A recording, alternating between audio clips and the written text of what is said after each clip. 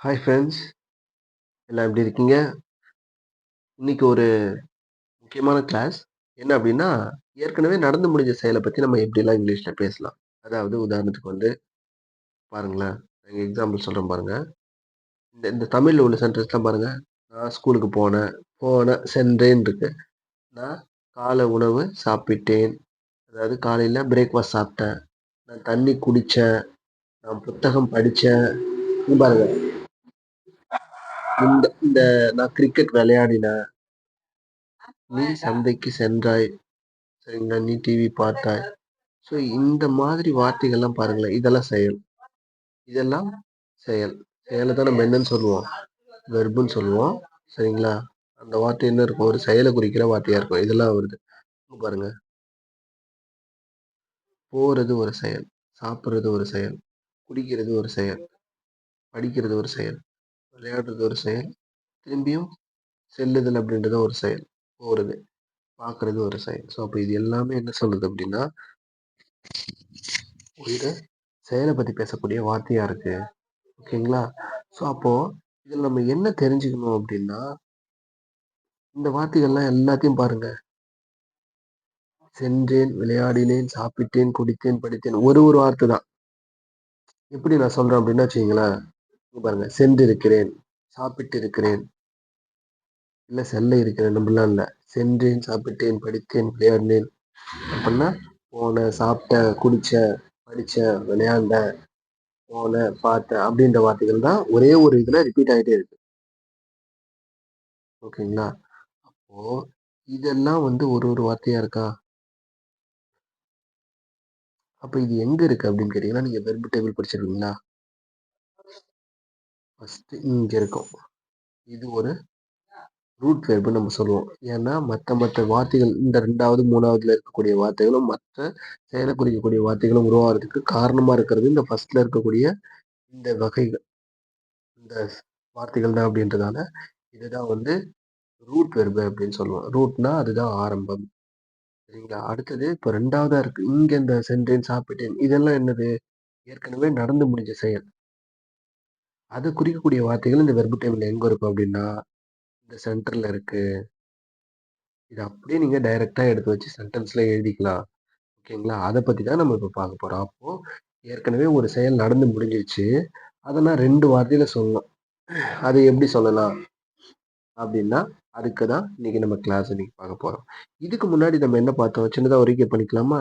2டே வார்த்தையில இப்ப நடக்கிற செயல சொல்லணும்.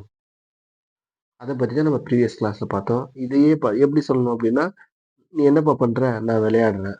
"நீ என்னப்பா பண்ற?" "நான் படிக்கிறேன்." "நீ என்னப்பா பண்ற?" "நான் சாப்பிடுறேன்." இப்போ இது ஏற்கனவே நடந்து முடிஞ்சதா இப்படி சொல்லணும்னா எப்படி சொல்ல? "நீ என்னப்பா பண்ற?" "நான் விளையாண்டேன்." "நீ என்னப்பா பண்ணுன நேத்து?" "நான் படிச்சேன்." "நீ என்னப்பா செஞ்ச நேத்து?" "நான் சாப்பிட்டேன்." இல்ல, "நீ என்னப்பா 2 மணி நேரத்துக்கு முன்னாடி செஞ்ச?" "நானு தூங்குனேன்." அப்ப இதெல்லாம் நடந்து முடிஞ்சது.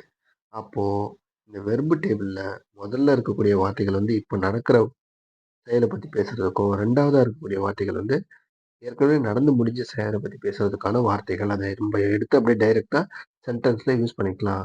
ஆனா, அந்த 3வதா இருக்கிறதுல ஒண்ணு பாஸ்ட் பார்ட்டிசிபிள். அத பத்தி நான் அப்புறமா சொல்றேன். சரிங்களா? ஓகேவா? ஓகே. அப்போ இதுல இந்த ஃபார்மேட் எப்படி இருக்கும்? இந்த வார்த்தைகள் எப்படி அமையும்? நம்ப இதுக்கு முன்னாடி இங்க பாருங்க. "நீ என்னப்பா செய்ற?" "நான் படிச்சேன்." இப்ப நீங்க படிக்கிறீங்கன்னு வச்சுக்கங்களேன். "நீ என்னப்பா செய்ற?" அப்படின்னு கேட்கும்போது, "நான் படிக்கிறேன்." அப்படின்னு சொல்றோம். 2வது இது இப்படியும் சொல்லலாம். "நீ இப்ப என்னப்பா செஞ்சுகிட்டு இருக்க?" அப்படின்னு கேள்விய பாருங்க. "நீ என்ன செஞ்சுகிட்டு இருக்கிற?" அப்படின்னு கேட்கும்போது, "நான் படிச்சுக்கிட்டு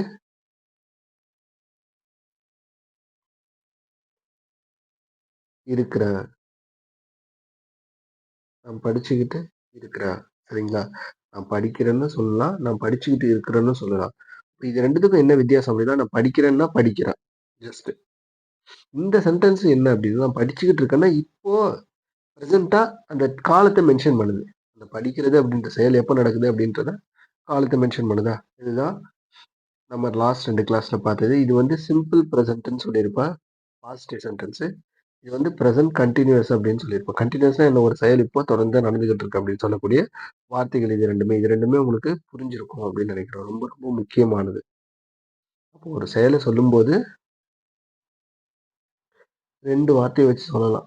ஒரு செயல் இப்ப நடக்குதுன்னா. இல்லன்னா 3 வார்த்தைய வச்சு சொல்லலாம். ஒரு செயலோட ஐஎன்ஜி சேர்த்து சொல்லணும் அப்படின்னு சொல்லியிருப்பேன். 3வது. இப்ப என்ன பார்க்க போறோம்னா, நடந்து முடிஞ்ச செயல பத்தி பேசக்கூடிய வார்த்தை. அது எப்படின்னா, சிம்பிளா சொல்லலாம். 2டே வார்த்தைய வச்சுட்டு ஏற்கனவே நடந்து முடிஞ்ச ஒரு செயல பத்தி பேச போறது தான் நம்ம இன்னைக்கு பார்க்க போறோம். ஓகேங்களா? ஓகே பார்க்கலாமா? பார்க்கலாம். ஸோ கிளாஸ் முன்னாடி போறதுக்கு முன்னாடி சின்ன சின்னதா நீங்க இந்த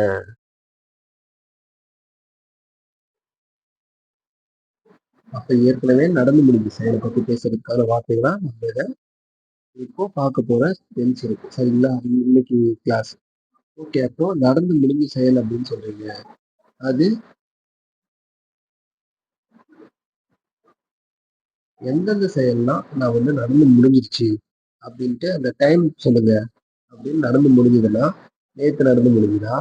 இல்ல ஒரு 10 நிமிஷத்துக்கு நடந்து முடிஞ்சுதா? இல்ல 2, 3 வருஷத்துக்கு முன்னாடி நடந்து முடிஞ்சுதா? இல்ல போன வாரம் நடந்து முடிஞ்சுதா? இல்ல பிஃபோரா ஒரு 2, 3 நிமிடத்துக்கு முன்னாடி நடந்து முடிஞ்சுதா? இல்ல ரொம்ப லாங் எகோக்கு 20, 30 வருஷத்துக்கு முன்னாடி நடந்து முடிஞ்சுதா? இப்ப இது எல்லாமே நடந்து முடிஞ்சது தானே. இத பத்தி நான் இந்த சென்டென்ஸ்ல சொல்லலாமா அப்படின்னு கேட்டீங்கன்னா, தாராளமா சொல்லலாம்.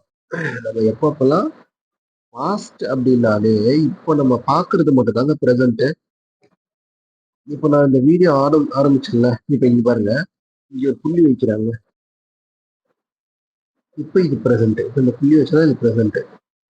இப்போ ஒரு செகண்டுக்கு முன்னாடி நான் இந்த இடத்துல புள்ளி வச்சேன். இந்த புள்ளி வச்சேன்னா, இது வந்து பாஸ்ட். இப்ப நம்ம என்ன செய்யறோமோ அது மட்டும் தான் பிரசன்ட். ஒரு செகண்டுக்கு முன்னாடி நடந்தது எல்லாமே பாஸ்ட். இது ஒரு செகண்டுக்கு முன்னாடி வந்து உலகம் தோன்றுற வரையிலும் நடந்து முடிஞ்சது எல்லாமே பாஸ்ட் தான். ஓகேங்களா? நம்ம புரியுதா? அப்போ எதை எதை பத்தி எல்லாம் பேசலாம் அப்படின்னா, நேத்து நடந்து முடிஞ்சது, போன வாரம் நடந்து முடிஞ்சது, போன மாசம், போன வருஷம், ஒரு 2, 3 நிமிஷத்துக்கு முன்னாடி, இல்ல 20, 30 வருஷத்துக்கு முன்னாடி. ஒரு செகண்டுக்கு முன்னால நடந்து முடிஞ்சதை எல்லாத்தையும் பத்தி பேசக்கூடிய இந்த பேட்டர்ன் தான் இன்னைக்கு நம்ம பார்க்க போறோம். சரிங்களா? இதுதான் பாஸ்ட். பாஸ்ட்னா என்னது? நடந்து முடிஞ்சது, கடந்து போச்சு அப்படின்னு சொல்றோம்.